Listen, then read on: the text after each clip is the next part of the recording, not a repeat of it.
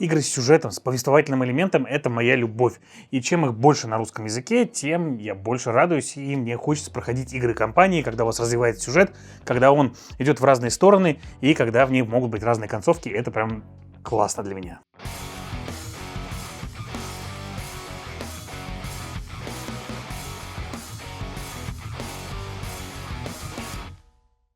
Итак, всем привет, с вами Юра, вы смотрите Geek Media. На столе у меня сегодня Vagrant Song. Это вот такая вот огромная коробка. У меня просто Big Box. Это коробка, в которой влезает сама база игры и все дополнения со всякими плюшками с Кикстартера. Поэтому буду рассказывать на ее примере сегодня вам о том, что такое Vagrant Song. А это сюжетная игра, в которой у вас будет компания от 2 до 4 игроков. По-настоящему можно и одному играть, но придется брать 2 героев. Будут проходить постепенно сюжет, который начинается с того, что ваши персонажи, бродяги с разными способностями, по каким-то причинам оказываются по-разному абсолютно в одном и том же поезде, в одном из его последних вагонов. И помнят только то, что их какая-то рука в белой перчатке провела в этот самый вагон, а больше ничего не помнит. Но в этом поезде происходят различные события, играет странная музыка. И вот, двигаясь в голове поезда, они будут постепенно проходить сюжет и выяснять, что же с этим поездом не так. Это игра из жанра босс-батлер. При этом сюжетные вставки, они достаточно маленькие, такие уровни зомбицида, то есть у вас там парочка абзацев именно перед сценарием. Но в ходе сценария у вас сюжет будет потихонечку развиваться, вы будете больше узнавать про тех существ, с которыми вы встретитесь в этом поезде. И небольшой финальчик у вас будет, а после этого будет фаза лагеря, где вы сможете там получить различные улучшения, прокачать свои навыки, полечиться, может быть, немножечко, и получить всякие достижения и ачивки для тех, кто это в играх любит. И потом, соответственно, можете перейти к следующему сценарию, и не всегда к одному и тому же. Иногда у вас будут развилки, и вам придется выбрать один из 3 сценариев, который пойдет дальше, и двигаться по поезду вперед, вперед и вперед. То есть за одно прохождение фактически вы все сценарии игры не увидите, а в дополнениях есть еще и дополнительная кампания, которая сложнее, чем первая, прям для таких любителей хардкора. Давайте потихонечку разбираться, как играть в Vagrant Song.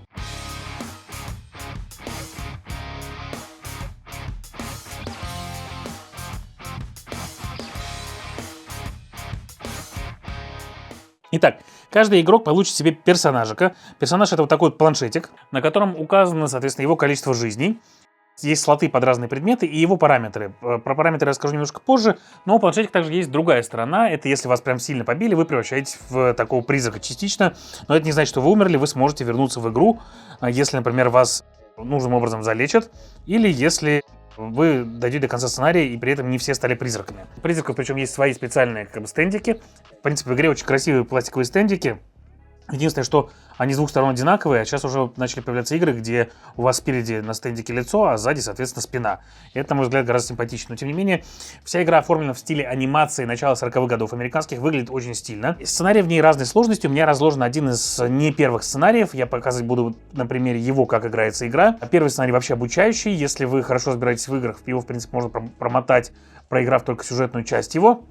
Но правила игры достаточно простые, и вы быстро с ними разберетесь. Они даже не так много места в книжке правил занимают, потому что в книжке правил есть еще и другие всякие штуки, например, хода и различные сюжетные вставочки, которые вы будете читать, если что-то конкретное сделали. Каждый игрок изначально получает себе 2 первых навыка, и у меня вот есть еще собачка, потому что у меня девочка ходит с собачкой. Вот она, вот ее собачка. Они у меня считаются одним персонажем.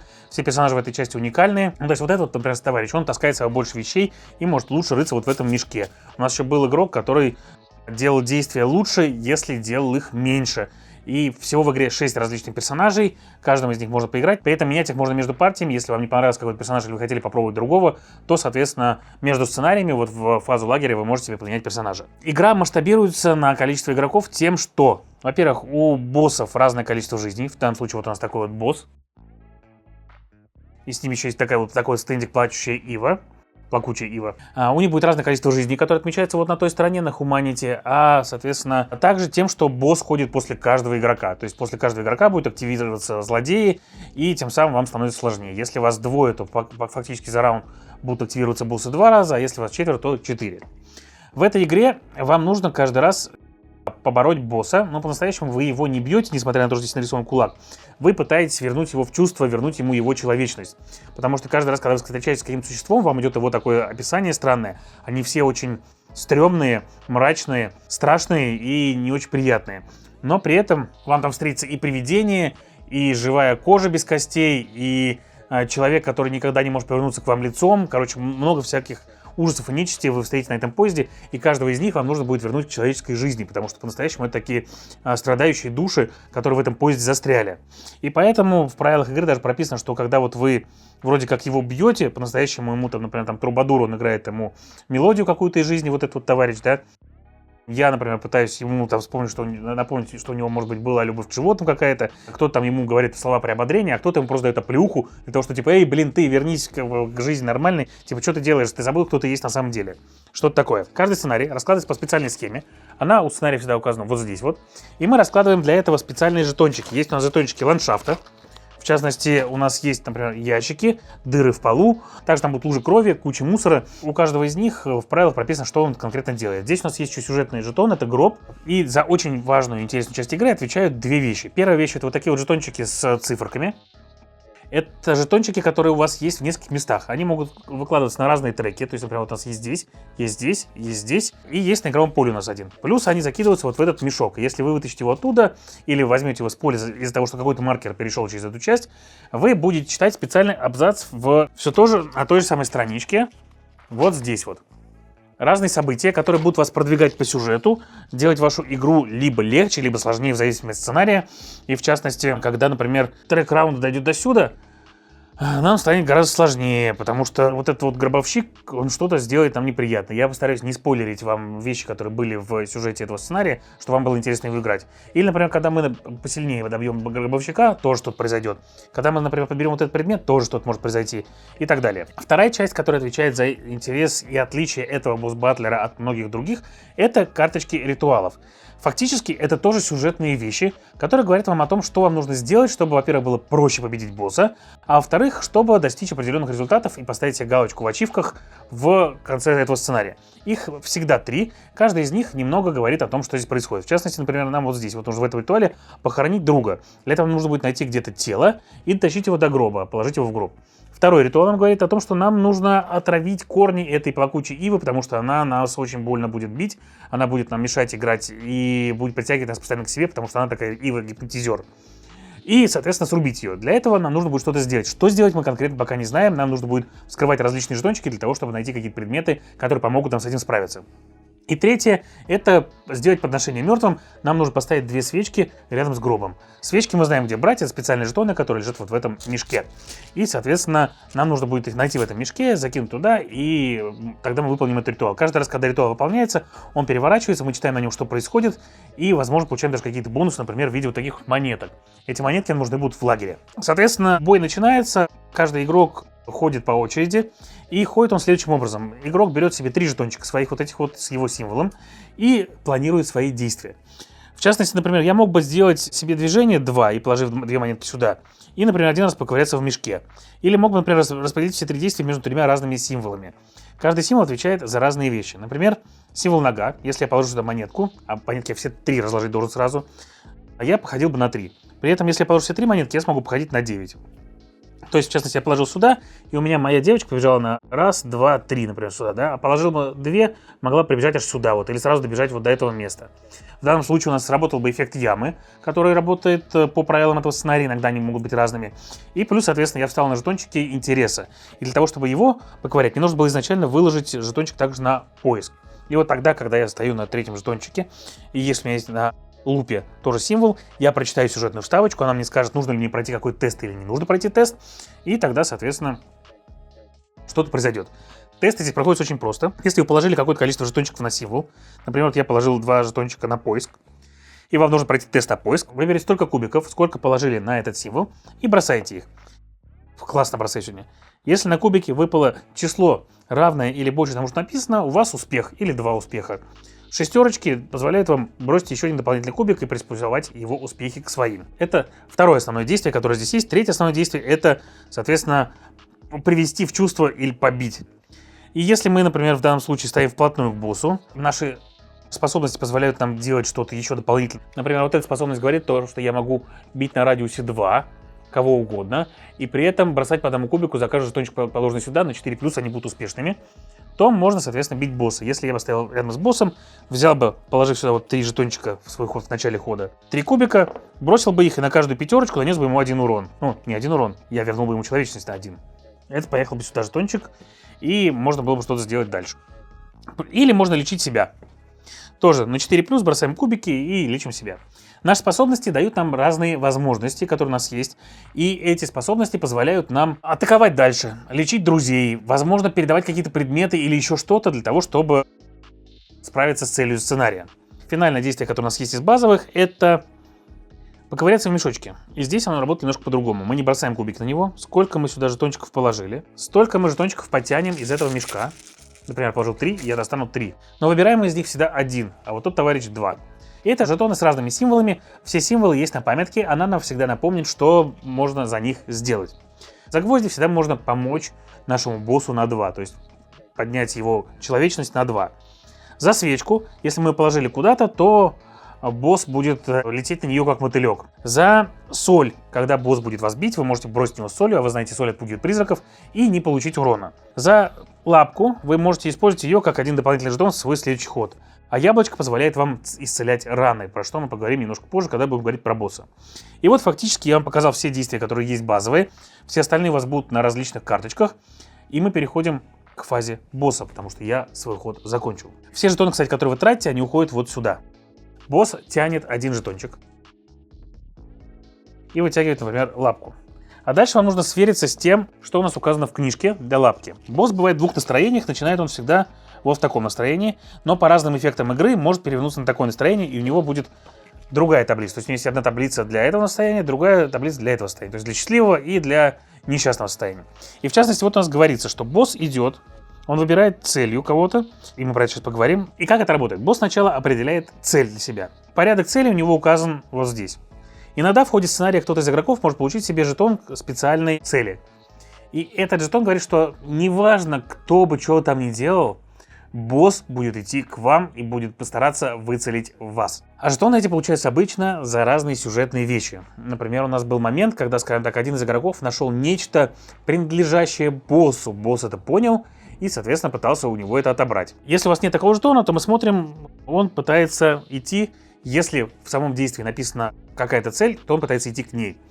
Далее, если такой цели нету, он идет всегда к свечке. Потом он идет к тому, кто больше всего поранен и так далее. В данном случае, например, он бы цель выбрал вот этого игрока, и по символу ножик пошел бы на 3.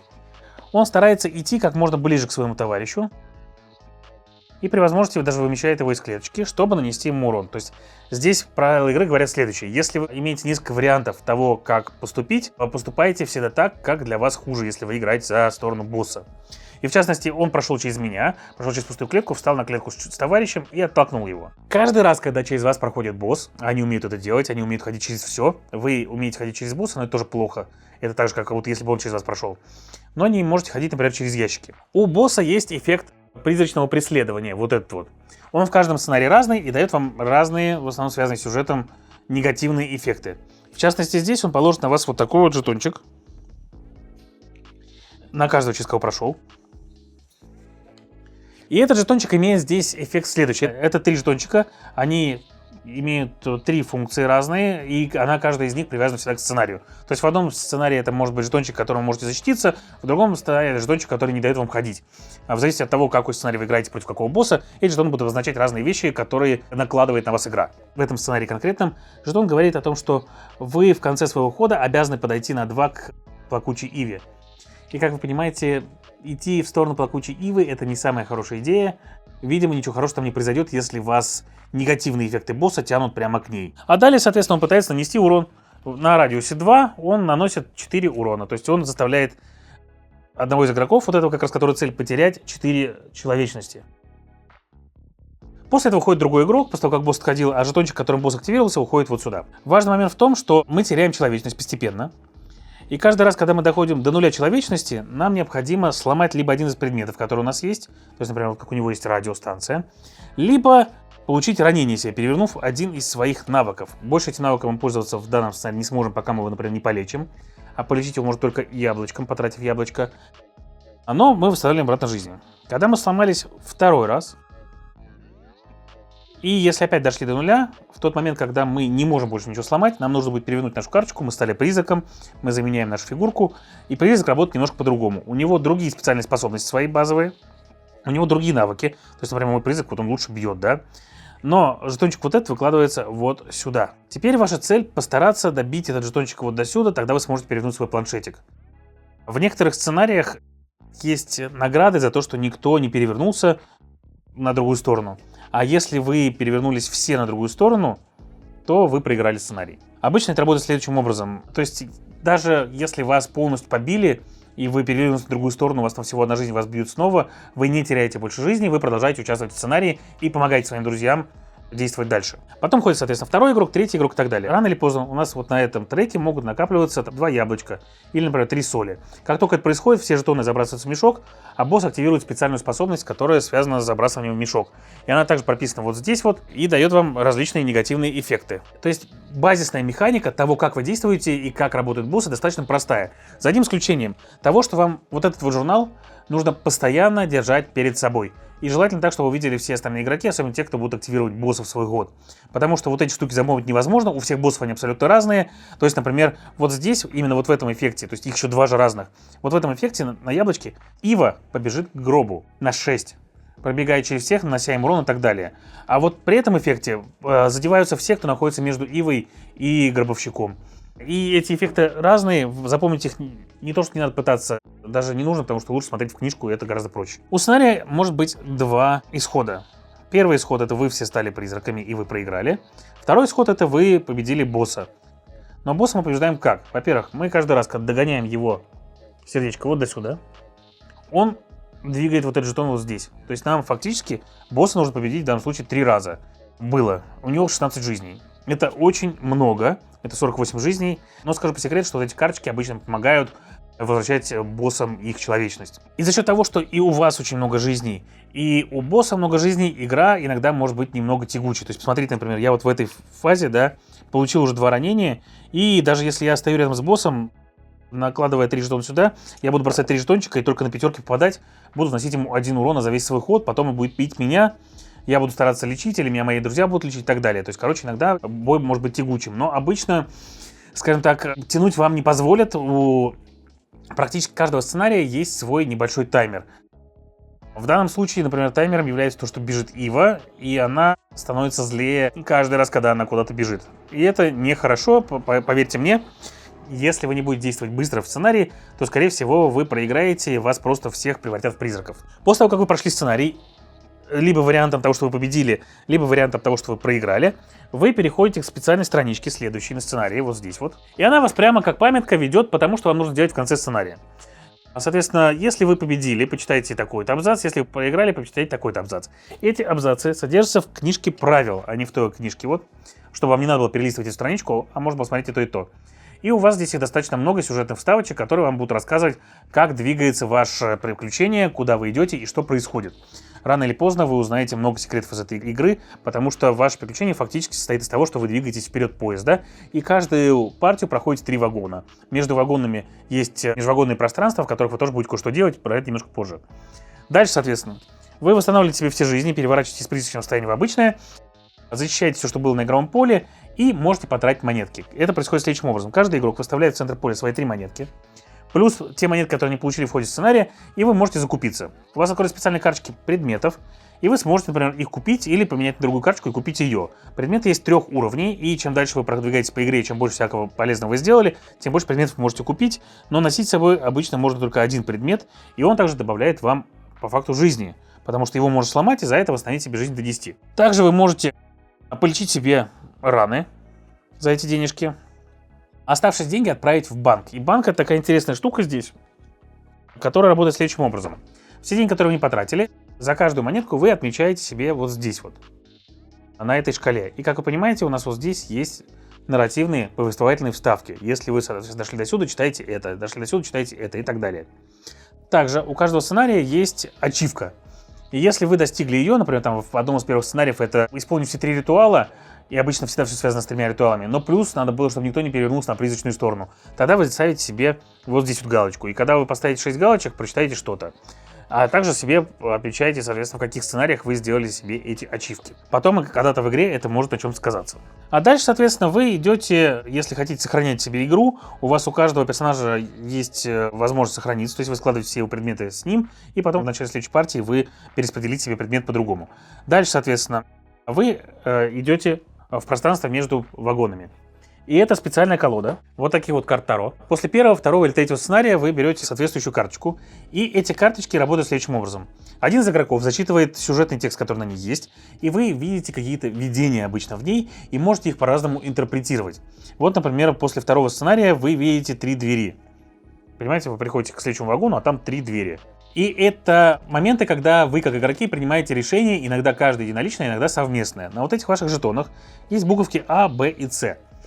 И вам всегда говорят о том, что вам нужно будет выбрать вариант А, Б или С. Иногда вы делаете в открытую, и неважно, потому что делает то же самое. Иногда вы делаете в закрытую, и потому что важно, кто сделает больше. И когда вы делаете это в закрытую, обычно эффект работает только на вас. То есть вы можете получить какой-то позитивный бонус или, наоборот, какое-то негативное последствие на следующий сценарий. А когда вы выбираете вместе, обычно это сказывается на вашем сюжете. В частности, например, вот 3 двери. Там вам рассказывается про то, какие двери увидеть. Там из-под одной веет инеем, из-под другой горит свет, а из третьей там еще что-то, например, туман.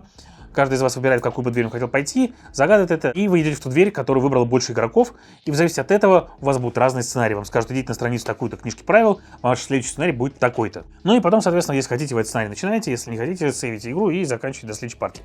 Также вы могли покупать себе карточки сеансов. Карточка сеанса — это вы между сценариями сделали пророчество на то, что будет здесь. И что конкретно вам будет давать этот сеанс, также зависит от того, какой сценарий вы играете. То есть фактически каждый сценарий — это не только битва с боссом, это такой сюжетный наборчик, в котором у вас будут различные события, которые вам нужно выполнить и постараться их сделать, различные условия и различные эффекты одних этих жетонов, которые у вас, например, в предыдущей игре были одни, а в этой игре другие, и различных противников, которые действуют абсолютно по-своему. Вам придется под них подстраиваться, поскольку они активируются за счет мешка, это обычно большая неожиданность, что конкретно он будет делать. Но в целом вы прекрасно понимаете, что босс может там походить на 4. И, например, что если здесь лежит одно яблочко, то яблочко он с меньшей вероятностью вытащит. Но на вот это я бы закладываться не стал, потому что босс все-таки, они активируются так, чтобы вам было неприятно. Это босс-батлер, и они всегда хотят сделать вам плохо. Вообще, обычно битвы с боссами, игры в жанре битвы с боссами, это достаточно комплексные игры с большими правилами, сложными механиками и огромным количеством того, чего нужно отслеживать. Вот в этой игре правила достаточно простые, а то, что вам нужно отслеживать, ну, оно есть, его достаточно много, но по факту оно всегда содержится на одной страничке вот этого вот правил, которые у вас есть. То есть вам фактически не нужно постоянно смотреть в разные элементы игры, как это бывает, когда вы там смотрите сначала на карты у него, потом на карты у себя, потом на триггеры какие-то еще здесь, на жетоны, которые лежат здесь, плюс на условия в его сценарии. Обычно у вас все есть вот здесь вот он на 2 страничках. Вот здесь вам написано, соответственно, какие специальные правила, вам их нужно запомнить. Это не так много, там, что, например, там Ива никуда не ходит, а что он, соответственно, главный босс, и вам надо его как раз восстановить. И все их эффекты, когда вы тянули жетончик, подсматриваете их эффекты. То есть, в целом, если вы еще никогда не играли в битвы с боссами, босс-батлеры, и хотите, соответственно, попробовать нечто такое, то вот как босс-батлер для начинающих, он, наверное, прям идеально подходит. Для тех, кто хочет чего-то посложнее, могу сразу сказать, что игра вам делает больно, и не так просто с каждым боссом справиться. А еще с учетом того, что вы, даже если бой проиграли, вы его не переигрываете, а идете дальше, то вам там надо будет стараться прям очень сильно.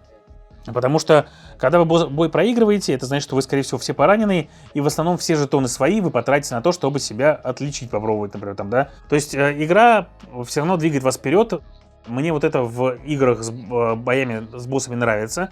По одной простой причине, что обычно, когда вы играете какую-то повествовательную часть, или, например, даже бой с боссом, он может затянуться там на пару-тройку часов, из-за того, что вы там не прокинули кубик в конце или еще что-то случилось, переигрывать весь этот сценарий не очень бы хотелось. Хочется идти дальше по сюжету. И когда игра даже, побеждая вас, говорит вам, что вы идете дальше, то, конечно, это, в принципе, неплохо, потому что вы можете смотреть новые события. Этого босса вы уже изучили. А в играх этого жанра всегда очень интересно открывать то, что вам приготовила игра, то, что придумали для нее авторы, для каждого конкретного вашего противника. Потому что основная фишка этих игр в том, что ваши оппоненты каждый раз должны быть разные. И даже если вы вдруг по сюжету встречаете оппонента, которого вы уже видели, он вам дает сюрпризы тем, что он делает. И это, конечно, прям приятно и интересно с точки зрения игровой механики. Но, конечно, если вы будете слишком много проигрывать, игра вам скажет: ребята, вы не справились. А вот если вы хотите узнать, как все эти товарищи попали на этот поезд, почему в нем люди-призраки, которых вам нужно возвращать к человечности, и что находится во главе поезда и откуда играет музыка, вы узнаете, если попроходите эту игру. Я надеюсь, что в этом видео я достаточно объяснил того, что в игре происходит, для того, чтобы вы могли понять, хочется вам в нее поиграть или нет, не раскрыв сюжетных частей, потому что в нарративных повествовательных играх все-таки сюжетную часть лучше раскрывать самим. Так что это все на сегодня. С вами был Юра, вы смотрели Geek Media. Всем пока.